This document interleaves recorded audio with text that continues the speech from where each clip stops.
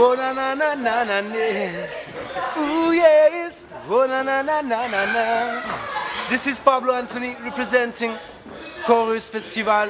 Yes, nous c'est la sélection Trace. Pablo Anthony, remember that. Et à coup sûr, on s'en souviendra, car Pablo Anthony, au même titre que Dusk Totem, Love on the Beat, Lazy Flow ou Tiwayo, ont mis une grosse ambiance lundi 30 mars sous le chapiteau du Magic Mirror. Deux points communs à ces 5 formations musicales, une énergie débordante et contagieuse et l'adhésion au programme Trace. Trace, c'est un dispositif de repérage et d'accompagnement d'artistes en développement repérés par les salles du département des Hauts-de-Seine adhérentes au réseau 92. Donc des artistes qui sont dans un parcours et qu'on amène vers une professionnalisation, une rencontre avec le secteur professionnel. Et on essaye aussi de les promouvoir sur des temps de diffusion et des temps de rencontre professionnelle. Trace est un programme initié par Réseau 92, association départementale qui œuvre pour la diffusion de la musique et l'aide à la création. Fondée en 1993, cette fédération est épaulée par le département.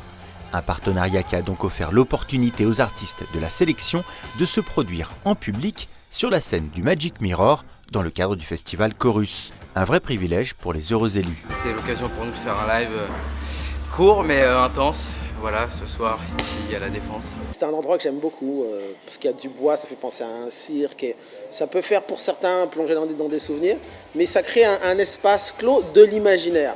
Finalement, le public, c'est toujours pareil, le public, faut l'attirer, faut le conquérir.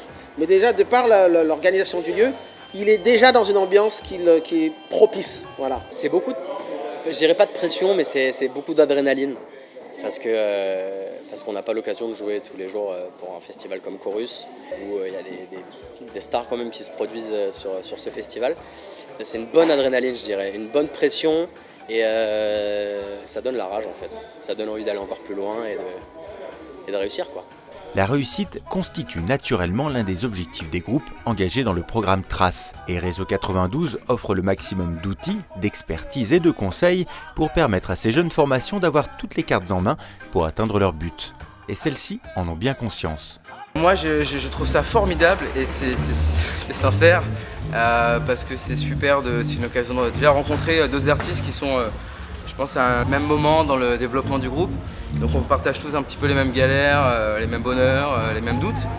Et du coup, Trace, c'est l'occasion de faire rencontrer des gens, voilà, de jouer sur des scènes assez cool. Ce qui est intéressant dans Trace, c'est qu'ils ont une vision de développement, c'est-à-dire apprendre un petit peu de soutien pour les formations musicales. Donc il y a un peu de coaching, il y a des résidences, il y a des conseils avec des professionnels.